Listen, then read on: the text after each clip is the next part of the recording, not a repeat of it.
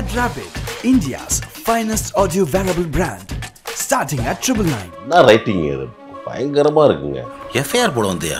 ஏன் கேஸ் நீயே விசாரணை பண்ணிக்க வேண்டியதானே? வேற ஸ்டைல் இருக்குங்க. அது எதையுமே யூகிக்க முடியல. ஒரு ஒரு ஒரு புக்கோ ஒரு நாவலோ இல்லை வந்து ஒரு படமாக பார்க்குறப்ப சின்ன சின்ன ஒரு கெஸ்ஸிங் வந்துடும்ல. இப்படி தான் போகுது, இந்த ரூட்டில் அந்த கதை போகுது அப்படின்னு சொல்லிட்டு ஒரு கெஸ்ஸிங் வரும். அந்த மாதிரி லாஸ்ட் ஃப்ரேம் வரைக்குமே யாருமே கெஸ் பண்ணவே முடியல. சார் நகையெல்லாம் இல்லை சார், பணமும் இல்லை சார், டாக்குமெண்ட்ஸ் அப்படிலாம் எதுவும் இல்லை சார். ரீக்ளைமர்ஸ்லாம் தூக்கிட்டாங்க தேட்டரில். அவ்வளோ மாஸ், அவ்வளோ பிரமாதம் பண்ணியிருந்தாங்க அந்த சீன். அவ்வளோ அழகாக ஒர்க் பண்ணியிருந்தேன்னா காமிக்கிறப்ப நெகட்டிவாக தெரியும் கேரக்டர். அப்புறம் பார்த்தா ஒரு பயங்கரமான பாசிட்டிவ். நாங்கள் எல்லாருமே சொல்கிறோம் அந்த இடத்துல எல்லா போலீஸுமே வந்து ரொம்ப நியாயமாக சாத்துனன்னு வச்சுக்க தலை தனியா போயிடும்.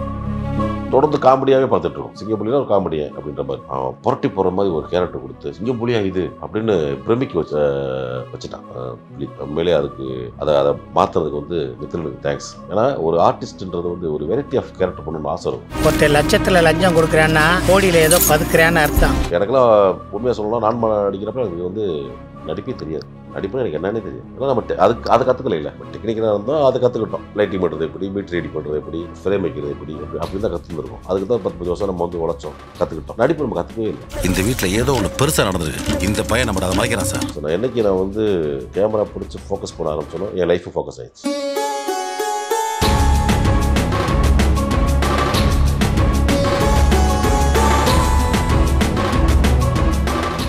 சார் ரொம்ப ரொம்ப நன்றி சார். எதுக்குன்னா மகாராஜா மாதிரி ஒரு படம் எங்களுக்கு கொண்டு வந்து கொடுத்ததுக்கு. ஏன்னா பார்க்கும்பொழுதே எங்களுக்கு ரொம்ப ஹாப்பியாக மன திருப்தியோட தேட்டர் விட்டு வெளியே வரும். நெகட்டிவ்ஸ் அப்படின்னு ஏதாவது 1-2 சொல்லணும்னு நினச்சா கூட எங்களுக்கு அதை சொல்ல முடியல. சொன்னாலுமே கூட அது கதைக்கு தேவையா அப்படின்ற மாதிரி தான் ஒரு படம், க்ளீனான ஒரு படம்.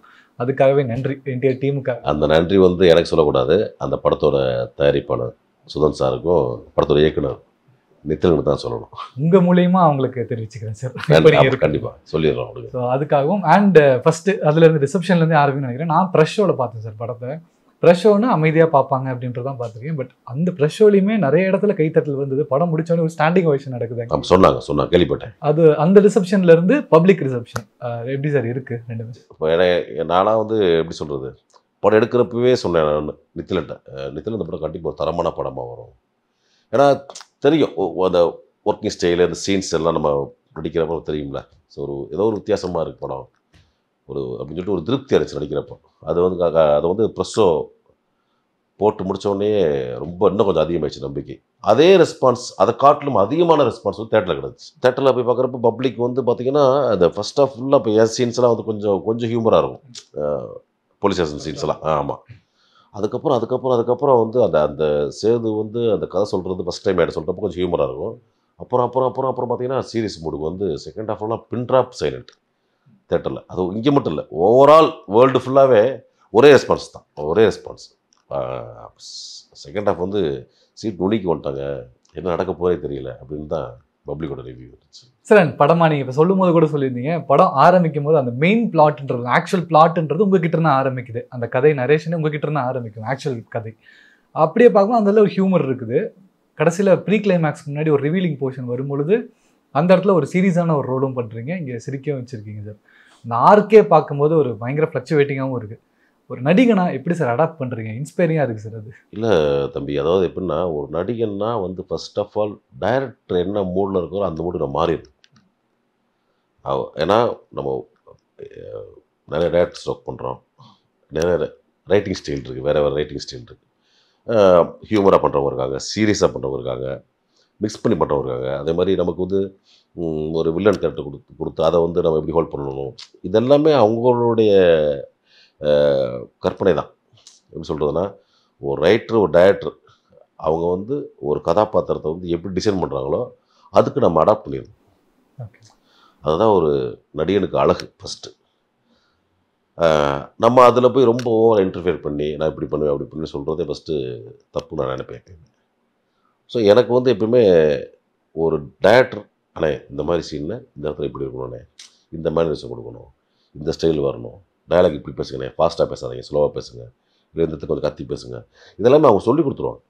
ஆல்மோஸ்ட் சிலர் வந்து எப்படின்னா நம்ம பண்ண சொல்லுவாங்க, அதில் கரெக்ஷன் பண்ணுவாங்க. இல்லைண்ணா அந்த தப்பி வேணாண்ணே, கொஞ்சம் குறைச்சிங்கண்ணே, இங்கே கொஞ்சம் ஏற்றிங்கண்ணே, ஓகேண்ணே, இது ஓகேண்ணே, போதுண்ணே, ஓகே டேப் போகலாண்ணே, இல்லை ஒரு ட்ரிப்பு ரிகல்ஸில் பார்க்கலாண்ணே, மானிட்டர் பார்த்துக்கலாம், அப்புறம் போகலாண்ணே, அவ்வளோதான். இதுதான் நடக்கும். சார் நான் எப்பயுமே டைரக்டர் ஆர்டிஸ்ட், அவங்க என்ன சொல்கிறாங்களோ அதை அப்படியே நான் வந்து பிரதிபலிப்பேன். இதுதான் என்னுடைய அதனால் நம்ம எந்தெந்த டயத்தில் எப்படி எப்படி இருக்கணும்னு இந்த படத்தில் வந்து நிதியில் வந்து சொன்னாப்புல, தம்பி வந்து க்ளீனாக ஆனால் இந்த இடத்துல எப்படி இருக்கணும்னு இந்த அதனால் அதை அப்படியே பண்ணேன். அவரோட கற்பனைக்கு எனக்கு பேர் கிடச்சி. சார் நித்திலன் சாரோட ரைட்டிங் பற்றி கொஞ்சம் தெரிஞ்சுக்கணும்னு ஆசை சார். ஏன்னா நீங்கள் படிச்சிருக்கீங்க, உங்களோட போர்ஷன்ஸ் நீங்கள் படிச்சிருக்கீங்க போது ஒரு இன்டென்ஸான ரைட்டிங் அவர் தெரியுது சார். அந்த படத்தில் பார்க்கும்போது அவரோட ரைட்டிங் உங்களை இம்ப்ரெஸ் பண்ண விஷயங்கள் என்ன சார் அது ரைட்டிங்கில்? என்ன ரைட்டிங் இது பயங்கரமாக இருக்குங்க. ஏன்னா இப்போ நம்ம பொதுவாக வந்து தம்பி பொதுவாக சினிமாவில் பப்ளிக்காக விட்டுருங்க, சினிமாவில் எப்படியுமே எவ்வளோ தரமான படம் எவ்வளோ பிரமாதமான படம் எடுத்தாலும் சினிமாவில் இருக்கவங்க அதை வந்து ஏதாவது சின்ன ஒரு குறை சொல்லிட்டே இருப்பாங்க. நமக்கு நிறைய பார்த்துருக்கோம். ஏன்னா அவங்களுக்குள்ள ஒரு இன்னும் கொஞ்சம் பெட்டராக பண்ணலாம், ஓகேங்க, பட் இன்னும் நான் பண்ணி இந்த படம் வேறு மாதிரி இருந்திருக்கும், இப்படி இப்படி இப்படி தான் சொல்லுவாங்க. பொதுவாகவே ஒரு கருத்து இருக்கும், எப்பயுமே ஒரு படத்தை பற்றி விவாதம் இருக்கும், அவங்களுக்கு ஒரு கருத்து இருக்கும். ஸோ நம்ம எல்லாத்தையும் ஏற்றுக்கணும், பப்ளிக்லேயும் இருக்கும். இப்போ கொஞ்சம் ஏன்னா இப்போ நம்ம நிறைய இப்போ விமர்சனம் பண்ணுறவங்க இருக்காங்களா, திரை விமர்சனம் மாதிரி பண்ணுறவங்க இருக்காங்களா, அவங்க ஒரு கருத்து சொல்கிறாங்க, நிறைய சொல்லுவாங்க, குறையும் சொல்லுவாங்க. சரி, எல்லாத்தையும் ஏற்றுக்கணும். ஒரு படம் வெளியே வந்துச்சுட்டா அது வந்து யார் வேணால் பேசலான்ற மாதிரி இப்போ வந்துருச்சு. நிறைய சேனல்ஸ் வந்துருச்சு, நிறைய விமர்சனம் பண்ணுறவங்க வந்து ஃப்ரீலான்ஸ் நிறையா வந்துட்டாங்க.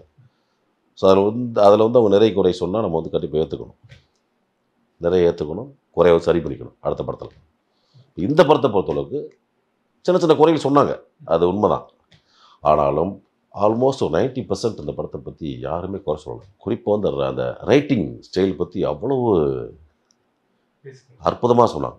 வேறு ஸ்டைல் இருக்குங்க, அது எதையுமே யூகிக்க முடியல. ஒரு ஒரு ஒரு புக்கோ ஒரு நாவலோ இல்லை வந்து ஒரு படமாக பார்க்குறப்ப சின்ன சின்ன ஒரு கெஸ்ஸிங் வந்துடும்ல, இது இப்படி தான் போகுது, இந்த ரூட்டில் அந்த கதை போகுது அப்படின்னு சொல்லிட்டு ஒரு கெஸ்ஸிங் வரும். அந்த மாதிரி இது லாஸ்ட் ஃப்ரேம் வரைக்குமே யாருமே கெஸ் பண்ணவே முடியல. அது வந்து நித்திலன்ற ஒரு ரைட்டருக்கு கிடைச்ச ஒரு பெரிய வெற்றி. சார் இன்னொரு விஷயம், எனக்கு நான் படம் பார்க்கும்பொழுது சார் எனக்கு அங்கே இருக்க ஒவ்வொரு சீனுக்கு ஏற்ற மாதிரியான லைட்டிங் வச்சது வந்து எனக்கு அந்த மூடு அந்த சீனோட கனெக்ட் பண்ணிக்க முடிஞ்சது அதிகமாக. ஒரு நைட் டைம் அப்படின்னா அதுக்கேற்ற லைட்டிங், டே டைமுக்குன்னா லைட்டிங், எனக்கு அந்த படத்தோட ட்ராவல் பண்ணுற ரொம்ப ஈஸியாக இருந்தது. ஆஸ் அ சினிமாட்டோகிராஃபராக அந்த லைட்டிங் பற்றி கொஞ்சம் பேசலாம்னு நினைக்கிறேன் சார். இந்த படம் டே ஒன்லேருந்து நான் பார்த்துருக்கேன், எங்கேயுமே ஃபோட்டோகிராஃபியே தெரியாது. அதை எப்படி சொல்கிறதுனா ஒரு லைஃபை அப்படியே படம் பிடிச்ச மாதிரி இருக்கும், ஒரு ரொம்ப லைவாக, ஆமாம், ரொம்ப ரொம்ப லைவாக, எங்கேயுமே ஒரு லைட்டிங் பண்ணியிருக்காங்க அப்படின்ற மாதிரி தெரியாது. நீ போலீஸ் செட் ஆகும், நான் அடித்தது சார் சொல்கிறேன், வீடு போர்ஷன் ஆகட்டும், எங்கேயுமே அந்த லைட்டிங் நம்ம கண்ணுக்கே உறுத்தாது. ஒரு ஒரிஜினலாக ஒரு போலீஸ் ஸ்டேஷனுக்குள்ள போனால் எப்படி இருக்கும் அப்படி இருக்கும், ஒரிஜினலாக ஒரு வீட்டுக்குள்ளே போனால் எப்படி இருக்கும் அப்படி தான் இருந்துச்சு. அந்த மூட் ஆஃப் ரைட்டிங் வந்து ஃபஸ்ட் ஃப்ரேம் வந்து கடைசி வரைக்குமே அதை மெயின்டைன் பண்ணார். அதனாலே நமக்கு இந்த படம் பார்க்குறப்ப வந்து ஒரு அவைவாக தெரியல. ஒரு எப்படி சொல்கிறது, சில படங்கள் வந்து எப்படின்னா நமக்கு சொல்லுவாங்கல்ல, படம் பார்த்த ஃபீல் இல்லைங்க, ஏதோ ஒரு வில்லேஜில் போய்ட்டு வந்த மாதிரி இருக்குது, ஒரு லைஃப்குள்ளே போய்ட்டு வந்த மாதிரி இருக்குன்னு பருத்திவீரெலாம் சொன்னாங்க. அந்த மாதிரி தான் பருத்திவீரெல்லாம் இப்போ ஏதோ ஒரு வில்லேஜில் போய் கேமரா ஒளிச்சு வச்சு எடுத்த மாதிரி இருந்துச்சுங்க. அது வந்து எப்படின்னா அந்த டெக்னிக்கலாக வந்து எங்கேயுமே உறுத்தாமல் இருந்தால் காரணம், ஒரு அழகியலை எடுக்காமல் ரொம்ப ஒரு ஸ்டைலிஷ் மேக்கிங் பண்ணாமல் அப்படிலாம் இல்லாமல் யதார்த்தம் அப்படியே லைவ் அப்படியே வச்சு கேமரா வச்சு எடுக்கிறது இல்லை. அது இந்த படத்தில் நடந்துச்சு. இது வந்து அஃப்கோர்ஸ் இது வந்து ஒரு சிட்டி ஃபிலிமு இருந்தாலும் நம்ம அன்றாட பார்க்குற ஒரு ஏரியா எப்படி இருக்குமோ அப்படி தான் இருந்துச்சு இந்த படத்தில். அது ரொம்ப நேச்சுரலாக ஷூட் பண்ணியிருந்தாப்புல. அற்புதமான கேமராமேன் தினேஷ். இன்னும் அவருக்கு இப்போ சினிமாவில் இன்னும் பெரிய உயரம் இருக்குன்னு அவருக்கு. அண்ட் இப்போ பருத்திவீரன் பற்றி பேசினா எனக்கு அதுல ஒரே ஒரு கேள்வி மட்டும் சார். ஆனால் பருத்திவீரன் நீங்கள் பண்ண வேண்டியதாக இருந்தது, அமர் சார் உங்கள்கிட்ட வந்து கேட்டாருன்னு சொல்லியிருந்தாங்க, அதை பற்றி நிறைய பேசியிருக்கீங்க சார். பட் ஸ்டில் ஒரே ஒரு கேள்வி, ஆமாம் இல்லைன்றது மட்டும், பருத்திவீரன் ஒரு காஸ்ட்லி மிஸ்ன்னு நினைக்கிறீங்களா நீங்கள்? அது வந்து மாற்றுக்கிறது இல்லை. ஆமாம், மிஸ் பண்ணது வருத்தமாக தான். And coming back to Maharaja sir, Maharaja பொறுத்த வரைக்கும் இனிஷியல் நரேஷன் உங்களுக்கு நடந்திருக்கும், கண்டிப்பாக நித்திலன் கதை சொல்லியிருப்பாரு, ஃபுல்லாக உங்களோட போர்ஷன் சொல்லியிருப்பாரு. ஒரு விஷயம் எனக்கு இந்த கதையில் பிடிச்சது, இந்த படம் ஹிட் ஆகும் நான் அப்பயே சொன்னது அப்படின்னா எதை சார் சொல்லுவீங்க மகாராஜா பொறுத்த வரைக்கும்? நித்திலனோட ரைட்டிங் ஸ்டைல் தவிர்க்கவே முடியாது. ஸோ இன்னொன்று நித்திலனோட வந்து குரங்கு பொம்மை வந்து ஒரு பெரிய மரியாதையான வெற்றி கொடுத்த படம். ஸோ ஒரு நல்ல படம் எடுத்த இயக்குனர் அப்படின்னு நம்மளுக்கு நம்பிக்கை இருக்குல்ல, அந்த நம்பிக்கை வீண் போகல அந்த படத்தில்.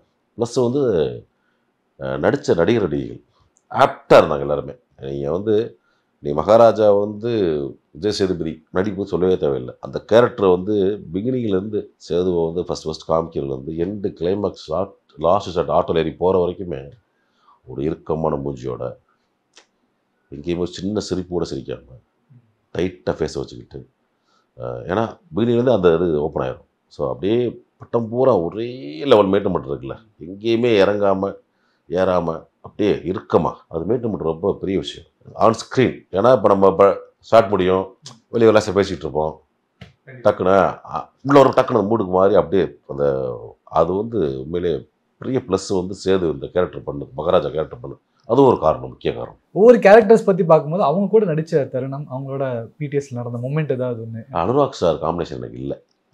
அந்த ஒரு எப்படி சொல்கிறது, அந்த கொடுப்பினெல்லாம் போச்சு எனக்கு இந்த படத்தை பொறுத்தவரை. சேதுவும் நிறைய படம் நடிச்சிருக்கேன் நான். தென்மேற்கு ரோகாட்டிலேருந்து சூதுகோவிலேருந்து தருமதுரை நிறைய படங்கள் நம்ம பண்ணியிருக்கோம். எனக்கும் சேதுக்கும் ஒரு எப்பவுமே ஒரு நல்ல ஒரு அண்டர்ஸ்டாண்டிங் இருக்கும். பர்சனலாக இல்லாமல் சொல்கிறேன், பர்சனலாக வேறு, ஆன் ஸ்க்ரீனே நிறைய விஷயங்கள் எனக்கு விட்டு கொடுப்பாப்புல. இல்லைண்ணே ஓகே இப்படி பண்ணுங்கண்ணே அப்படின்னு நான் சில விஷயம் கேட்டுப்பேன், என்ன செய்து ஓகே. அந்த மாதிரி ஒரு எப்பயுமே ஒரு நல்ல ஒரு அண்டர்ஸ்டாண்டிங்கும் ஸ்க்ரீன்லேயே சொல்கிறேன். அதை ஆன் ஸ்பாட் வந்து கொஞ்சம் ஸ்பேஸ் கொடுப்பாப்புல நம்மளுக்கு. நட்டி அண்ணன் கூட நடித்தது வந்து, ஏன்னா நட்டி அண்ணன் வந்து எனக்கு வந்து கிட்டத்தட்ட ஒரு 96 எனக்கு தெரியும். நான் அப்போ வந்து உதவி ஒளிப்பதிவாளர், அண்ணன் வந்து கேமராமேன் இருந்தாங்க. அப்போது வந்து அப்போவே அண்ணன் வந்து பாம்பே போயிட்டாங்க, டெல்லி போயிட்டார். அப்போவே நியூஸ் சேனல்ஸில் ஒர்க் பண்ணாங்க. அதுக்கப்புறம் ஆல்பம் சாங்ஸ்லாம் எடுத்து அப்புறம் ஹிந்தியில் ஒரு பெரிய டாப் கேமராமேன் இந்தியா லெவலில். ஆனால் அனுராக் சாரோட நிறைய படம் அவர் தான் எடுத்திருக்காரு சினிமாட்டோகிராஃபர். அப்படி பார்த்து திரும்ப ஒரு ஆர்டிஸ்ட்டாக வந்து அவர் கூட நடிக்கிறேன் இப்போ நான் ஃபஸ்ட் டைம். ரொம்ப நிறைய விஷயங்கள் பேசிக்கிட்டோம், ஆர்டிஸ்ட்டாக மட்டும் இல்லாமல் ஒரு டெக்னிக்கலாகவும். அதே மாதிரி சிங்கம்புலி வந்து எனக்கு ரொம்ப கால நண்பன், அவனும் வந்து 93 எனக்கு தெரியும், ஆஸ்ட்ரேட்டாக போய் தெரியும். ஸோ இதெல்லாம் ஒரு எப்படி ஒரு ஒரு ஒரு பழைய மெமரிஸை பேசுகிறதுக்கு ஒரு வாய்ப்பாகவும் இருந்துச்சு. ப்ளஸ் அவங்கள எல்லாருமே வந்து டெக்னிக்கலாக இருந்து வந்தவங்க, ஒரு டைரக்டராக கேமராமேனாக இருந்து வந்தனால இப்போ எல்லோரும் நடிகர்களாக ஒரு ஒரு ஸ்பாட் சந்திக்கிறதுக்குல ரொம்ப சந்தோஷமாக இருந்துச்சு. அதே மாதிரி நட்டி என்னன்னு இந்த படத்தில் பார்த்தீங்கன்னா அந்த ஒரு சீன்லாம் ஒரு மாஸ் ஏறிடுச்சு. ப்ரீ கிளைமேக்ஸ்லாம் தூக்கிட்டாங்க தேட்டரில். அவ்வளோ மாஸ், அவ்வளோ பிரமாதம் பண்ணியிருந்தாங்க அந்த சீன், அவ்வளோ அழகாக ஒர்க் பண்ணியிருந்தேன்னா நீங்கள் அவரை காமிக்கிறப்ப நெகட்டிவாக தெரியும் கேரக்டர். அப்புறம் பார்த்தா அவர் பயங்கரமான பாசிட்டிவ். நாங்கள் எல்லாருமே சொல்கிறேன், அந்த இடத்துல எல்லா போலீஸுமே வந்து ரொம்ப நியாயமாக பாசிட்டிவ் ஆக்கி விட்டார் டைரக்டர். அதுக்கு ரொம்ப தேங்க்ஸ் உண்மையில். ஏன்னா நம்ம போலீஸ் டிபார்ட்மெண்ட்டில் வந்து நம்ம சில பேர் கொஞ்சம் இதாக இருந்தால் கூட ஒட்டுமொத்தமாக நிறைய நல்ல போலீஸ் இருக்காங்க. ஸோ அதனோட வெளிப்பாடு இந்த கேரக்டர் மூலிமா வெளிப்பட்டுச்சு. சிங்கம்புலி அஃப்கோர்ஸ் நிறையா படத்தில் பார்த்தீங்கன்னா வந்து ஒரு ஏன்னா மிகப்பெரிய அவனும் மிகப்பெரிய ரைட்டர், மிகப்பெரிய டைரக்டர், நல்ல டைரக்டர். ஆனால் ஆர்டிஸ்ட் ஆகி தொடர்ந்து காமெடியாகவே பார்த்துட்ருக்கோம். ஒரு சிங்கம்புலினா ஒரு காமெடியை அப்படின்ற மாதிரி புரட்டி போகிற மாதிரி ஒரு கேரக்டர் கொடுத்து சிங்கம்புலியா இது அப்படின்னு பிரமிக்க வச்சுட்டான் புலி. உண்மையிலே அதுக்கு அதை மாற்றுறதுக்கு வந்து நித்திலனுக்கு தேங்க்ஸ். ஏன்னா ஒரு ஆர்டிஸ்ட்ன்றது வந்து ஒரு வெரைட்டி ஆஃப் கேரக்டர் பண்ணணும்னு ஆசை இருக்கும். பட் ஒரே மாதிரி கொடுக்குறப்ப சரி ஓகே ஏதோ ஒன்று சர்வேலுக்காகவோ இதுதான் வருது அப்படின்னு பண்ணுறதுக்காகவோ சில பண்ணிட்டு போயிட்டே இருப்போம், ட்ராவல் பண்ணிகிட்டு இருப்போம். ஆனால் ஒரு ஏக்கம் இருக்கும் எல்லாத்துக்குமே, ஒரு வேறு கேரக்டர் பண்ணணும் அப்படின்னு ஒரு ஆசை இருக்கும்ல. உண்மையிலே புலியை வந்து அந்த மாதிரி மாற்றி விட்டாப்புல. இனிமேல் மிக்ஸ் ஆகி வரும்னு நினைக்கிறேன் கேரக்டர். போலீஸோட தர்மத்தை நீங்கள் காப்பாற்றிருக்கீங்க சார் 4 பேர் உங்கள் ப்ரீ கிளைமேக்ஸ் போர்ஷன். அதுக்காகவே இன்னொரு நன்றி உங்களுக்கு சொல்லி ஆகணும் சார். அண்ட் இன்னொரு பக்கம் ஒவ்வொருத்தருமே நண்பர்கள் அப்படின்னு சொல்லி நட்டி சார் நல்லா தெரியும், சிங்கம்புலி சார் நல்லா தெரியும், நீங்கள் எல்லாமே நல்லா ஒரு விஜய் சேதுபதி என்ன எல்லாருமே ஒன்றா இருந்திருக்கீங்க. என்றைக்கோ ஒரு நாள் ஒரு 10 வருஷம் 20 வருஷம் முன்னாடி போய் பார்க்கும்போது சார் இந்த நிலைக்கு நம்ம வரணும்னு ஒரு கனவு இருந்திருக்கும்ல. இங்கே இந்த இடத்துல நம்ம இருக்கணும் ஒரு கனவு இருக்குது, அந்த கனவு இப்போ நினைவாக இருக்குது. திரும்பி பார்க்கும்போது எல்லாருமே உங்கள் கூட இருந்த எல்லாருமே ஒரு நல்ல இடத்துல இருக்காங்க நினைக்கும் எப்படி சார் இருக்கு? யாருமே நடிகனாகவும் நினச்சி பார்க்கல, அதுதான் அவங்க ஃபஸ்ட்டு பாயிண்ட். ஏன்னா அதை நோக்கி வரல சென்னைக்கு. இப்போ நான் வந்து சினிமாட்டோகிராஃபர் ஒரு பெரிய சினிமாட்டோகிராஃபர் வரணும்னு தான் ஆசைப்பட்டு சென்னைக்கு வந்தேன். சிங்கம்புலி வந்து ஒரு பெரிய டைரக்டர் ஆகணும் அப்படின்னு தான் சென்னைக்கு வந்தான். நட்டினும் அதே மாதிரி தான் ஒரு பெரிய கேமராமேன் அப்படின்றதான் அவருடைய லட்சியம், ஆசை. அதை அடைஞ்சிட்டார் ஒரு பெரிய விஷயம். எங்களுக்கு 2 பேருக்குமே கொஞ்சம் சின்ன சின்ன விஷயங்கள் படங்கள் சரியாக போகல அப்படின்னு ஒரு சின்ன விஷயம் இருக்கலாம், குறிப்பாக எனக்குலாம் அப்படி தான் இருந்துச்சு. ஆனால் இறைவன் வந்து சினிமாவில் எங்களை நடிகனாக்கி இன்றைக்கி வந்து எப்படி சொல்கிறது, ஒரு டெக்னீஷியனாக கூட எப்படின்னா வெளியே தெரியாது, டாப் டெக்னீஷியனாக இருப்பாங்க, பட் அவங்கள வந்து பப்ளிக்கு தெரியாது. சின்ன ஆர்டிஸ்டாக இருப்பாங்க ஆனால் அவங்களுக்கு தெரியும். அந்த மாதிரி இப்போ நாங்கள் வந்து ஒரு வளர்ந்து வரும் ஓரளவுக்கு உள்ள ஒரு ஆர்டிஸ்ட், ஒரு கதாபாத்திரங்கள் பண்ணிகிட்டு இருக்க ஒரு கேரக்டர் ஆர்டிஸ்ட் தான் நாங்கள். வளர்ந்து வரும் புரியல சார், இன்னும் வளர்ந்துக்கிட்டு இருக்கவங்களை என்ன சொல்லுவாங்க? நீங்கள் பெரிய ஆள் இருக்காங்க, நீங்கள் நாங்கள் உங்களை அப்படி பார்க்குறோம். இந்தியன் சினிமாவில் தமிழ் சினிமாவில் எங்களை மீறி பெரிய ஆளுகளாக இருக்காங்க. நாங்கள் ஓகே தான் சரியா. எங்களை வந்து ஆனால் என்னன்னா உலகம் போல தெரியுது. அது வந்து எப்படின்னா ஒரு ஒரு நடிகர்களுக்குள்ள ஒரு வரப்பிரசாதம் தான் சொல்லணும். ஆமாம், எங்கே போனாலுமே தெரியும். இப்போ மகாராஜாலாம் வந்து வேர்ல்டு ஃபுல்லாக ரிலீஸ் ஆகிருக்கு. ஐஸ்லாண்ட்லேருந்து ஃபோன் பண்ணுறாங்க, ஆஸ்திரேலியாவிலேருந்து ஃபோன் பண்ணுறாங்க, ஸ்லோன்லேருந்து, மலேசியாவிலேருந்து, உலகம் பூரா வந்து ஃபோன் பண்ணுறாங்க. ஸோ ஒரு ஆன் டைம் வந்து ஓவரால் வேர்ல்டு ஃபுல்லாக இந்த படத்தை பார்க்குறாங்கன்றது வந்து நம்ம முகத்தை எல்லோரும் பார்க்குறாங்கல்ல. அமெரிக்காவிலேருந்துலாம் ஃபோன் பண்ணேன் தம்பி நேற்று ஒருத்தன். ஸோ இந்த மாதிரி அது ஒரு பெரிய சந்தோஷம்ல. எல்லாருக்கும் இந்த வாய்ப்பு கிடச்சிடாதுல்ல. ஆர்டிஸ்டாக இருக்கிறது அது ஒரு பெரிய சந்தோஷம். அண்ட் ஒரு இன்டர்வியூவில் நீங்கள் சொல்லியிருந்தீங்க சார், விஜய் சேதுபதி அவர்கள் வந்து கூத்துப்பட்டில் படித்து அதுக்கு நடிப்பு கற்றுட்டு வந்தார். நான் ஆக்சிடென்டல் ஆக்டராக தான் வந்தேன் அப்படின்ட்டு. ஆக்சிடென்டல் ஆக்டராக வர்றதுன்றது ஓகே, அது சஸ்டெயின் பண்ணுறதுன்றது ஒரு டேலண்ட் ரொம்ப ரொம்ப முக்கியம். இன்றைக்கி வரைக்கும் நீங்கள் சஸ்டெயின் பண்ணுறீங்கன்ற டேலண்ட் ரொம்ப ரொம்ப முக்கியம். ஸோ நடிப்பு கற்றுக்காமல் வந்த ஒருத்தர் இப்படி பிரித்து மேய்கிறார் அப்படிங்கும்போது அது உள்ளேயே இருந்தது.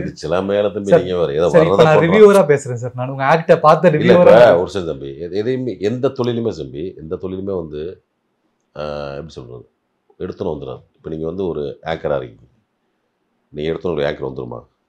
ஃபஸ்ட்டு இன்டர்வியூ, செகண்ட் இன்டர்வியூ திணறுவீங்க லைட்டாக கேள்வி வைக்கிறதுக்கு. அப்புறம் என்ன பண்ணுவீங்க, நிறைய இன்டர்வியூஸ் எடுத்தவங்க பார்ப்பீங்க, எப்படி கேள்வி கேட்குறாங்க, எப்படி கேட்கணும் அப்படின்னு தோணும். அது மாதிரி எங்களுக்கு வந்து எப்படின்னா சினிமாக்குள்ளே இருந்தனால அது ஒரு பெரிய ப்ளஸ்ஸாக இருந்துச்சு. ஏன்னா டெய்லி ஷூட்டிங் ஸ்பாட்டுக்கு போனோம், ஒரு அசிஸ்டண்ட் ஆஃப் பண்ணிட்டு இருக்கப்போ எப்படி நடிக்கிறாங்கன்னு நம்ம தான் பார்த்தானோம் பக்கத்தில் இருந்து, கேமரா பக்கத்தில் இருந்து. சரி எப்படி நடிக்கிறாங்க, ஒவ்வொரு ஆர்டிஸ்ட் ஒரு மாதிரி அடிப்பாங்க. ஸோ அது வந்து எப்படின்னா நம்ம கற்றுக்கலைன்னா கூட அப்படியே உள்ளுக்குள்ளே ஏறிடும். அதுபோல் நம்ம படங்கள் நிறைய பார்க்குறோம். எப்படி சொல்கிறது, ஒரு நான் இப்போ என்ன மேலே ஒரு ஆக்டிங் கோர்ஸ் மாதிரியோ அல்லது வந்து ஒரு கூத்துப்பட்ட மாதிரி இடத்துல போய் நம்ம சேர்ந்து நடிப்பு கற்றுக்கலையே தவிர மற்ற நடிகர் நடிக்கிறது வந்து நம்ம ஆட்டோமேட்டிக்காக மட்டத்தில் ஏறிடும். சரிங்களா? அது கொஞ்சம் இப்போ எனக்கெல்லாம் உண்மையாக சொல்லணும்னா நான் நடிக்கிறப்ப எனக்கு வந்து நடிப்பே தெரியாது. நடிப்புன்னு எனக்கு என்னன்னே தெரியாது. ஏன்னா நம்ம அதை கற்றுக்கலையில. நம்ம டெக்னிக்கலாக இருந்தோம், அதை கற்றுக்கிட்டோம்.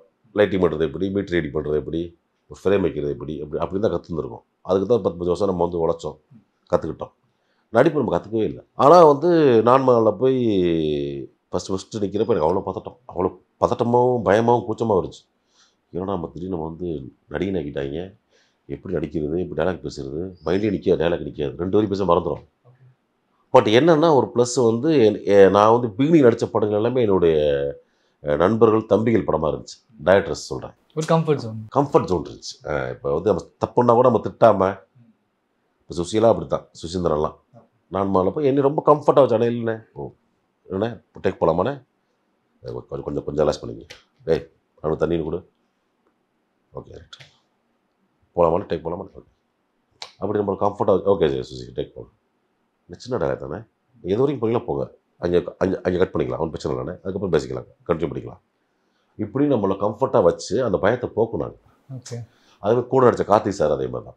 ஏன்னா ஓப்பனிங்கே ஒரு பெரிய ஹீரோட போய் நடிக்கிறோம், நம்ம 4 டேக் வாங்கி அவங்க என்னங்க ஏங்க ஒரு போட்டி சாவடிக்கிறீங்கன்னு சொல்லாமல் அந்த மாதிரிலாம் இல்லாமல், இல்லைண்ணே நல்லா பண்ணுறீங்க, ஓகேண்ணே ஓகே கேஷுவலாக பண்ணுங்கண்ணே, அப்படி நம்ம வந்து கம்ஃபர்ட்டாக வச்சுக்கிட்டாங்க. அடுத்து இம்மீடியட்டாக வந்து தென்மேற்கு பருவ காட்ட போகிறோம். அங்கே எல்லாமே நியூ ஃபேஸ், கம்ப்ளீட்டாக நியூ ஃபேஸ். சரணயம் இடத்த தவிர மற்ற எல்லாருமே எல்லாமே நியூ ஃபேஸ், ஆர்டிஸ்டே கிடையாது. நான், சேது, சிறுசுகுமார், அவங்க நிறைய பேர் வந்து பார்த்திங்கன்னா எல்லாமே நியூ ஃபேஸாக இருந்தோம். அது வந்து ஜாலியாக இருந்துச்சு. சரணயம் கூட அடிக்கிற மட்டும் கொஞ்சம் பதட்டமாக இருக்கும். ஆனால் அப்போ கொஞ்சம் ஓரளவுக்கு ஏன்னா ஸ்லாங்கில் மதுரை ஸ்லாங்கு கொஞ்சம் ஈஸியாக வந்துருச்சு டக்குன்னு. சீனு ராமசாமி அவனும் வந்து என் ஃப்ரெண்டே மாப்பிள்ள, அதனால் வந்து ரொம்ப மாப்பிள்ள வர்றது பண்ணுறா, ஓகேடா சூப்பராக பண்ணுறேன், ரொம்ப அப்படி நம்ம என்கரேஜ் பண்ணி வாழ வாங்கலாம். ஸோ தொடர்ந்து இந்த மாதிரி வந்து நம்மளுடைய நண்பர்கள் தம்பிகள் அந்த வாய்ப்பு கொடுத்து அந்த பயத்தையும் கூச்சத்தையும் போக்குனாங்க. அதுக்கப்புறம் வெளியே டேரக்டர்ஸ் பண்ணுறப்ப கொஞ்சம் அது போயிடுச்சு. இதுதான் எல்லா தொழிலும் தம்பி கற்றுக்கிற வந்துடும். உலகத்தில் கற்றுக்கிற முடியாது எதுவுமே கிடையாது. இப்போ சொல்லுவாங்கல்ல, சித்திரமும் கைப்பழக்கம் செந்தமிழ் நாப்பழக்கம் மாதிரி எல்லாமே கற்றுக்கிட்டா வந்துடுங்க. சினிமாவில் எத்தனை வருஷம் இருந்தாலும் நீங்கள் 25 வருஷத்துக்கு மேலே சினிமாவில் இருந்துருக்கும் போது இந்த சாலிகிராம டீ கடை கதைகள்னு ஒன்று இருக்குது சார். அதை பார்க்காம வந்த கேமராமேன் கிடையாது, ஆர்டிஸ்ட் கிடையாது, ரைட்டர் கிடையாது. சாலிகிராம டீ கடை கதைகள் உங்களுக்கு ஏதாவது இருக்கா சார்? இப்பயும் அதான் தம்பி, நான் ஆர்டிஸ்ட் ஆனது வந்து படத்தில் தான். பட் இயல்பில் நான் வந்து எப்போயுமே ஒரு ஏரியாவாசியாக தான் இருக்குன்னு ஆசைப்படுவேன். நம்ம எப்படின்னா ஒரு பில்டப் பண்ணுற ஆளும் கிடையாது. ஃபர்ஸ்ட் ஆஃப் ஆல் நான் எப்போயுமே இப்போ காலைல வாக்கிங் போயிட்டு டீக்கடையில் போய் ஒரு டீயை சாப்பிட்டு தம்மா போட்டு கிளம்பி வர ஆள் தான் நம்ம எப்போயுமே. அதில் எப்போயும் மாறவும் மாட்டேன், மாறக்கூடாது நினைக்கிறேன். ஏன்னா நம்ம வந்து இப்போ எப்படி சொல்கிறது, நான் எப்போயுமே சொல்லுவேன், டேய் நீங்கள் இந்த இயல்பு லைஃப்பை விட்டுறாதீங்க, ஷூட்டிங் இருக்கோ இல்லையோ நம்ம எப்போயும் சந்திக்கிற இடத்துல டீக்கடையில் போய் ஒரு டீயை போட்டு நண்பர்களை பார்த்து தம்பிகளை பார்த்து பேசிட்டு தான் வருவேன் எப்போயுமே. ஏன்னா ஒரு விஷயந்தான், ஷூட்டிங் இருக்குன்னு அவங்க போகாமல் இருந்துட்டு அப்புறம் போன வச்சுங்களேன், ஓஹோ அண்ணன் நீ ஷூட்டிங்கில் போல அப்படின்னு கெஸ் பண்ணிடுவாங்க.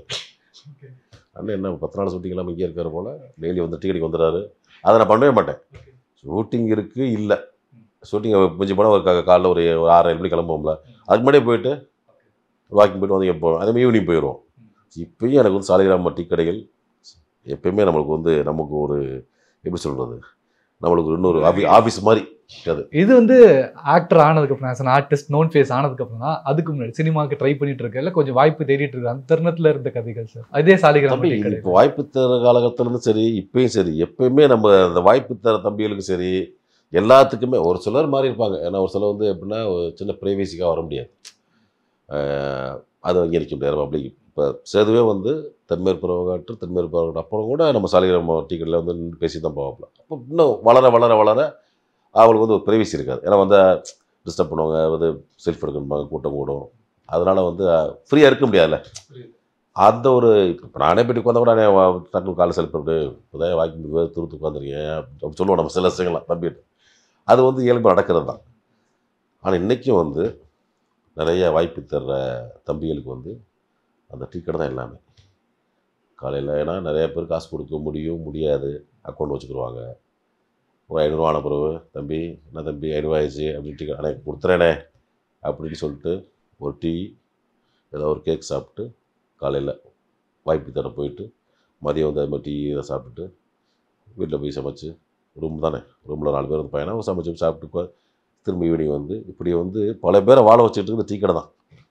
ஏன்னா அங்கே தான் ஒரு எப்படி சொல்கிறதுனா ஒரு தம்பிகள் வரல எல்லாம் கூடுறப்போ தம்பி டேய் நேற்று எங்கடா போனேன், நான் வந்து இந்த வலசலாத்தோட ஆஃபீஸுக்கு போயிட்டு வந்தேன்டா, அப்படியே அட்ரஸ் இருந்தால் அட்ரஸ் போய் நீ போய் பாரு, இப்படி வந்து ஷேர் பண்ணிப்பாங்க. கம்பெனி அட்ரஸ் ஷேரிங்கு அந்த டேரக்டர் ஆட் பண்ண போகிறாரா போய் பாருறா, போய் இந்த அவர் அசோசியேட் இருந்தார்ல அவர் ஆஃபீஸ் போட்டுருக்காரு, இது எல்லா ஷேரிங்கும் அந்த டீக்கெல்லாம் நடக்கும். அது வந்து ரொம்ப ஒரு நல்ல ஒரு ஸ்பாட். நான் நடிகன் ஆகிட்டேன், மேக்கப்லாம் போட்டு கேமரா நடிக்கும்போது அந்த கேமரா பார்க்கும்போது ஒரு ஆசை வரும்ல சார், இதுக்காக நான் வந்தேன், அதை கற்றுக்கிறது, இப்போ அதில் இருக்க அப்டேட்ஸை தெரிஞ்சுக்கிறது, கேமராவில் இப்பயுமே இன்வால்வ் ஆகி ஒர்க் பண்ணுற தருணம். ஏன்னா நம்ம ஒரு விஷயத்துக்கு போயிட்டுன்றக்காக நம்ம வந்து பழசை மறந்துடக்கூடாது எனக்கு எப்பயுமே. எனக்கு வந்து சோறு போட்டது முதல் அதுதான். என் லைஃப்பில் வந்து என்றைக்கு நான் கேமரா பிடிச்சனோ அன்னையிலேருந்தே எனக்கு வந்து நல்லது நடக்க ஆரம்பிச்சு லைஃப்பில். சாதாரண ஒரு சில் கேமரா ஃபஸ்ட்டு பிடிச்சி ஃபோக்கஸ் பண்ணி எடுக்க ஆரம்பிச்சில்ல, அன்னையிலேருந்தே லைஃப் சேஞ்ச் ஆரம்பிச்சிச்சு. வெட்டிங்லேருந்து? ஆமாம், வெட்டிங்லேருந்து சொல்கிறேன். நான் அதுக்கு முன்னாடி சும்மா சுற்றிக்கிட்டு இருந்தோம் ஊரில், அதான் உண்மை. சும்மா ஊரில் அப்படி படித்து முடிச்சுட்டு ஃபெயில் ஆகிட்டு படத்துக்கு போக வைக்க சுற்ற இப்படியே இருந்தோம். ஸோ நான் என்றைக்கு நான் வந்து கேமரா பிடிச்சி ஃபோக்கஸ் பண்ண ஆரம்பிச்சோனோ என் லைஃபு ஃபோக்கஸ் ஆகிடுச்சு. சூப்பர் சார், ரொம்ப அழகாக ஷார்ப்பாக. அதில் வந்து என்னென்னா டைவர்ஷன் ஆகி எனக்கு என்னென்னா வேறு சரி ஓகே நம்மளுக்கு இறைவன் வந்து ரூட்டு கொடுத்துட்டான், ஒரு வழியை காமிச்சிட்டான், உனக்கு லைஃப் கேமரா தான்டா அப்படின்னா ஒரு டீசெண்டான ப்ரொஃபஷனல். நீங்கள் வந்து மற்ற கச்சமச்சன்லாம் இல்லாமல் ஒரு ஒரு ரொம்ப டீசெண்டான ஒரு ப்ரொஃபஷன் வந்து கேமரா தொழில். நீங்கள் வந்து அதை வந்து உலகம் போல் எங்கேயாவது சம்பாதிச்சிக்கலாம். நீங்கள் இங்கேருந்து கிளம்பி அப்படின்னா நாளைக்கு வந்து லண்டன் போனீங்க, அமெரிக்கா போனீங்கன்னா ஒரு ஏதோ ஒரு ஃபோட்டோ ஒரு வெட்டிங் ஃபோட்டோ எடுத்து நீங்கள் வந்து சம்பாதிச்சிடலாம். உலகத்தில் எங்கே போனாலும் இந்த கேமரா கற்றுட்டீங்கன்னா நீங்கள் வந்து உங்களுக்கு கையில் பணம் இருக்கும், நீங்கள் கரெக்டாக இருக்கணும். சரிங்களா? அது மாதிரி எனக்கு வந்து ஃபஸ்ட்டு என் வாழ்க்கையை மாற்றினது வந்து கேமரா தான். ஸோ அது என்றைக்கு நான் மறக்கவும் மாட்டேன். சரிங்களா? அது வந்து இப்போயுமே ஷூட்டிங் ஸ்பாட் போனால் கூட தெரிஞ்ச கேமராமேன்ஸ் இருப்பாங்க, தம்பி இருப்பாங்க. நான் பக்கத்து சும்மா ஃப்ரீயாக இருக்கப்போ இது ஃப்ரெஷ்ஷாக வந்துச்சுன்னா அது என்னென்னு கேட்டுக்கிறேன், அதை அப்டேட் பண்ணிக்கிறோம், அவ்வளோதான். அப்டேட் பண்ணி பார்ப்போம், தெரியும். இப்போ வந்து இன்னும் அப்படி சொல்கிறதுனா ஃபிலிமில் இருந்தப்போ ஒரு சின்ன டஃப் இருந்துச்சு சின்னதாக, அது வந்து ரொம்ப கண்ட்ரோல்டாக லைட் இது பண்ணணும் எல்லாமே ரொம்ப. இப்போ டிஜிட்டல் நமக்கு வந்து இப்போ தம்பியெல்லாம் தெரியும், டக்குன்னு பண்ணிடலாம். லைட்டிங் கண்ட்ரோல் பண்ணணும், ஃப்ரேமிங் கண்ட்ரோலாக வைக்கணும், அவ்வளோதான். ரொம்ப இதாக வைக்கக்கூடாது, ஒரு பேர்னர் பேக்ரவுண்டோ எனக்கு கண்ட்ரோல் இல்லை. இப்போ டிஜிட்டலில் வந்து இப்போ ஃபிலிமில் வந்து லேட்டிடியூட் இருக்கும், கண்ட்ரோல் இருக்கும். ஒரு 3 ஸ்டாப் வரைக்கும் இன்க்ரீஸ் பண்ணால் கூட அது பேக்ரவுண்ட் ப்ளீச் ஆகாது. பட் இதில் வந்து ஒயிட் டக்குன்னு ப்ளீச் ஆகிடும். ஸோ அதுக்கான டார்க் பேக்ட்ராப் கண்ட்ரோலாக வைக்கணும். அது அந்த நாலேஜ் தான் போதும். இன்றைக்கி டிஜிட்டல் நல்லா படம் பண்ணலாம். இன்றைக்கி ஆல்மோஸ்ட் ஒரு ஃபிலிம் குவாலிட்டி வந்துருச்சு, உங்களுக்கு ஃபிலிம் குவாலிட்டி நெருங்கிருச்சு. டிஜிட்டல் இன்னும் நிறையா வரும். சூதுகவும் 2 வரப்போகுது. டாக்டர் டைரக்டராக நீங்கள் எடுத்த அந்த படத்தில் ரிலீஸ் ஆகும். ஆமாம், படத்தை பார்க்க தெரியும். சூதுகம் 2ல் அந்த படத்தை திரும்ப எடுத்து டைரக்டராக தான் வரேன். அந்த படத்துலையும் அதே மாதிரி ஒரு ஹியூமர் நல்ல ஹியூமராக வரும். எப்படி நீங்கள் வந்து சூதுகம் பார்த்து நீங்கள் அந்த என்ஜாய் பண்ணீங்களோ அதே மாதிரி இதை வந்து நல்லா என்ஜாய் பண்ணுவீங்க. நல்ல ஹியூமராக வந்துருக்கு. முச்சி சிவா சார் தான் ஹீரோவாக அடிச்சிருக்காரு. மற்றபடி நாங்கள் எல்லாமே அடிச்சிருக்கோம், நான் கருணா எல்லாமே அவங்க கேட்டு அவங்களே பண்ணியிருக்காங்க. சேது மட்டும் பண்ணலை, மற்றபடி மற்ற என்ன அடிச்சிருக்காங்க. செம்ம ஹியூமராக வரும். Arjun director, C V Kumar sir தான் ப்ரொடியூசரு. பிரமாதமான அவரும் நல்ல ரைட்டர் தம்பி அர்ஜுனும் நல்லா எழுதியிருக்காப்புல, ஹியூமராக சூப்பராக இருக்கும். சார் இப்போ கடைசியாக ஒரே ஒரு சின்ன செக்மெண்ட் சார், உங்களோட நீங்கள் ஒர்க் பண்ண டைரக்டர்ஸோட ஒரு 6 பேர் நான் சொல்கிறேன். என்னது நிறைய பேருக்கு 6 பேர் தான் சொல்கிறீங்க? அது முன்னாடியே கேட்ட கேள்விகள் சார், இது கீழே இருக்கிறது தான் அந்த 6 பேர்த்தோட பேர். ஓகே சொல்லுங்கள். ஸோ அவங்கள பற்றி உங்களுக்கு ரொம்ப பிடிச்ச ஒரு விஷயம், இல்லை அவங்க ஒர்க்கிங் ஸ்டைலில் ரொம்ப பிடிச்ச விஷயம், இல்லை ஒரு மனிதனா அவங்க கிட்ட உங்களுக்கு இன்ஸ்பயர் ஆன ஒரு விஷயம், ஏதாவது ஒன்று நீங்கள் சொல்லலாம். லோகேஷ் கனகராஜ் சார் பெரிய பட்ஜெட்டில் பெரிய ஆர்டிஸ்ட்டை வச்சு பிரம்மாண்டம் எடுக்கக்கூடிய ஒரு டைரக்டர். ஆனால் ரொம்ப ஈஸியாக ஹேண்டில் பண்ணுவாங்க. அது கைக்கு வந்துருச்சு. ஒரு பதட்டமோ பயமோ இல்லாமல் ஷூட்டிங் ஸ்பாட்டில் வந்து ரொம்ப ஈஸியாக எல்லாருமே சொல்கிறேன், டெக்னீஷியன் ஆகட்டும் இல்லை ஆர்டிஸ்ட் ஆகட்டும், ரொம்ப ஈஸியாக பதட்டம் இல்லாமல் வேலை பார்க்குற ஸ்டைல் ரொம்ப பிடிச்சிருந்துச்சு எனக்கு லோகேஷ் பொறுத்தளவுக்கு. சார் ராம் சார் ரொம்ப ஷார்ப்பான டைரக்டர். ரைட்டிங் ஸ்டைல் ஆகட்டும், ஒரு சீரியஸான ஒரு எப்பயுமே ஒரு சமூகத்துக்கு வந்து ஒரு நல்ல ஒரு கதையை கொடுக்கணும், கமர்ஷியல் தாட்டுக்குள்ளேயே போகாமல் அந்த மாதிரி எடுக்கக்கூடிய ஒரு டைரக்டர். சொன்னேன்ல, தமிழ் சினிமாவோட குவாலிட்டி எப்பயுமே இந்த மாதிரி இயக்குநர்கள் வந்து மேலேற்றிட்டே இருக்கும். திரு சுசீந்திரன் அவர்கள் இன்றைக்கி நீங்கள் வந்து என்னை வந்து இன்டர்வியூ எடுக்கிறீங்கன்னா காரணம் வந்து சுசி தான். அன்பு தம்பி சுசீந்திரன் அவன் வந்து ஃபஸ்ட்டு டே ஷூட்டிங் வந்து அசிஸ்டன்ட் டைரக்டராக பண்ண நாள்லேருந்து எனக்கு அவனை தெரியும். என்ன நினச்சாலும் தெரியல, திடீர்னு என்னை வந்து ஒரு நடிகனாக்கி என் வாழ்க்கையில் என்னோடய வறுமையெல்லாம் போக்கி இன்றைக்கி நான் வந்து ஒரு நல்ல ஒரு வசதி வாய்ப்போடு இருக்கேன் அப்படின்னா அதுக்கு முழு காரணம் சுசி தான். அது மட்டும் இல்லை, பணம் காசு அது மட்டும் இல்லை, என் மீது எப்பயுமே ஒரு பேரன்பை செலுத்தக்கூடிய ஒரு தம்பி. திடீர்னு ஃபோன் பண்ணுவான், என்னண்ணே ஷூட்டிங் கட்டி இருக்கானே, போயிட்டு இருக்கேன் சுசி, இல்லை சுசி கொஞ்சம் டல்லாக இருக்கு சுசி, ஏண்ணே சரிங்க நான் படம் சொல்கிறேன். இப்படி என்னைக்கு என் மீது பேரன்பும் அக்கறையும் கொண்ட ஒரு அன்பு தம்பி, மிகப்பெரிய இயக்குனர். நீங்கள் வந்து அவர்கிட்ட வந்து ஒரு ஸ்கிரிப்டை கொடுத்துட்டா அப்படி மேக் பண்ணி எடுக்கக்கூடிய ஒரு இயக்குனர். என் வாழ்க்கையில் இன்றல்ல, நான் வாழும் காலம் மட்டும் நன்றியோடும் பேரன்போடும் மறக்கவே முடியாத ஒரு தம்பி வந்து சுசிதர். அடுத்து திரு சீனு ராமசாமி அவர்கள். சீனு வந்து எப்படின்னா எனக்கு வந்து ஒரு 95லேருந்து பழக்கம். 95 நான் அவனும் ஒரு சேனலில் ஒர்க் பண்ணோம், ப்ரோக்ராம் பிடிச்சிட ஆகணும், நானும் கேமராமேனும். அப்போ இருந்து ஒரு எப்படி சொல்கிறது, வாடா போடா ஒரு மாப்பிள்ளை மச்சான் ஃப்ரெண்டு, 2 பேரும் பெரும் அறிவாளி, ரொம்ப நாலேஜபிளான ஒரு ஆள். அவனுக்குள்ளே எப்பயுமே வந்து எப்படின்னா ஒரு கமர்ஷியலுக்குள்ளே சிக்காமல் இருக்கணும்னு நினைப்பான். எப்பயுமே ஒரு தரமான படைக்கணும் அப்படின்றது அவனோட எண்ணம். எப்படின்னா ஒரு பாலுமந்திர சார் எப்படி ஒரு தரமான படைப்போல் பண்ணிகிட்டே இருந்தாரோ அது மாதிரி எப்பயுமே ஓவர் கமர்ஷியல் பண்ணக்கூடாது அப்படின்ற ஒரு நன்மை. ஆல்மோஸ்ட் அவனோட எல்லா படங்கள்லையும் எனக்கு ஒரு கதாபாத்திரம் எழுதிடுவான். எழுதாட்டி நான் சண்டை போடுவேன், என்னடா அப்படின்றேன், இல்லை மாப்பிள்ள சரி. அந்த மாதிரி எங்களுக்குள்ள ஒரு பயங்கர உரிமை, ஒரு நண்பனாக ஒரு மாப்பிள்ளையா ரொம்ப உரிமை. ரொம்ப திறமையான ஒரு எழுத்தாளர், திறமையான ஒரு இயக்குனர், பேரன்பும் முக்கியம். சரி நித்திலன் சார். நித்திலன் வந்து எப்படின்னா ஒரு 8 வருஷம் 9 வருஷம் முன்னாடி என்னை வந்து சந்திச்சாப்புல ஒரு ஷார்ட் ஃபிலிம் பண்ணுறதுக்காக. அப்போது ஏதோ சூழ்நிலை பண்ண முடியல.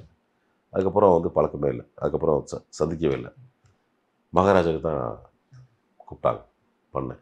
நித்திலன் எப்படின்னா ரொம்ப அமைதியான டைப், இந்த தட்டா போட்டாலாம் அப்படிலாம் கிடையாது. ரொம்ப சைலண்ட்டாக ஆனால் ஷார்ப்பாக வேலை வாங்கக்கூடிய ஒரு ஆள். அவரோட ஸ்கிரிப்டுக்கு அவருடைய ஷார்ட்டுக்கு நம்ம என்ன பண்ணணுன்றது தெளிவாக இருப்பாப்புல. நம்ம ஓவராக பண்ணாலும் வேணான்னு இருப்பாப்புல, கம்மியாக பண்ண வேணாம் கொஞ்சம். அதே மாதிரி டயலாக் ஸ்பேஸ் கொடுப்பாப்புல. நம்ம ஏதாவது கொஞ்சம் மாற்றி பேசலாம், ஆனால் சூப்பராக இருக்குது, புதுசாக இருந்துச்சுண்ணே பண்ணுங்கண்ணே, அந்த ஸ்பேஸ் கொடுப்பாப்புல. மிக திறமையான ரைட்டர், திறமையான இயக்குனர், தமிழ் சினிமாவில் இன்னும் நிறைய உச்சத்தை தருவார். அண்ட் இறுதியாக நலன் குமாரசாமி சார். முத சூதுக்கும்போது தான் இந்த டாக்டர் கேரக்டர் இருக்குல்ல, அது பயங்கர ரீச் எங்கே போனாலும். ஏன்னா எப்பயுமே ஒரு பாசிட்டிவ் கேரக்டர், ஒரு ஹியூமரஸான கேரக்டர் பண்ணுறப்போ ஈஸியாக போய் சேருவோம். ஸோ அந்த வகையில் எனக்கு வந்து அந்த என்னோடய டைமென்ஷனை மாற்றி எனக்கு ஒரு வாய்ப்பு கொடுத்து ஒரு பெரிய பேர் வாங்கி கொடுத்த ஒரு இயக்குனர். இப்போ அடுத்து ஒரு பெரிய படம் பண்ணிட்டுருக்காரு, கார்த்தி சார் படம் பண்ணிட்டுருக்காரு. அவருக்கு கண்டிப்பாக வந்து அடுத்தடுத்து பெரிய வெற்றியில் தருவார். அவ்வளோதான், டைரக்டர்ஸாக கேட்டது அவ்வளோதான். நம்ம இது மட்டும் இல்லை, என்னை வச்சு இயக்குனர் எல்லாருமே ஒவ்வொருத்தரும் ஒவ்வொரு வகையில் திறமைசாலிகள். ஏன்னா நீங்கள் கேட்டது 6 பேர் தான் கேட்டீங்க, நான் 6 பேர் சொல்லிட்டேன். ஆனாலும் என்னை வச்சு இயக்குனர் அத்தனை பேருமே என் மீது பேரன்பும் மிக திறமையானவர்களும் கூட. எல்லாத்துக்கும் என்ன நான் வந்து நன்றியை சொல்லிக்கிறேன். ஏன்னா இனிஷியல் டைம் வந்த டைமில் உங்களை பார்க்கும்போது ஆரம்பிக்கும் போது ஒரு சின்ன பதட்டம் இருந்தது சார், எப்படி போகும் அப்படின்ட்டு. அதெல்லாத்தையும் பிரேக் பண்ணி ஒரு நல்ல கம்ஃபர்ட் ஜோன் நீங்கள் எனக்கு கொடுத்தீங்க சார் இந்த இன்டர்வியூ கொண்டு போகிறதுக்கு. அதுக்கு மிகப்பெரிய நன்றி சார். அண்ட் எனக்கு ரொம்ப சந்தோஷம். ஏன்னா வந்து ஒரு எஸ்எஸ் மியூசிக் நல்ல ஒரு தரமான ஒரு சேனல். நீங்கள் எடுக்கிற நிறைய பேரோட இன்ட்ரெஸ்ட் நான் பார்க்குறேன். அப்பப்போ நல்லா நீட்டாக எடுக்கிறீங்க. இந்த சேனலில் இந்த மகாராஜா பற்றியும் என்னுடைய கேரியரில் நடந்த சின்ன சின்ன விஷயங்களை பற்றியும் நானும் ஷேர் பண்ணுறதுக்கு வந்து எனக்கு ஒரு நல்ல ஒரு வாய்ப்பு தந்தீங்க. அதுக்கு என்னோட நன்றி. இதை பார்க்குற அனைத்து வியூவர்ஸுக்கும் ரொம்ப நன்றி. Thanks. Mad Rabbit, India's finest audio wearable brand, starting at 999.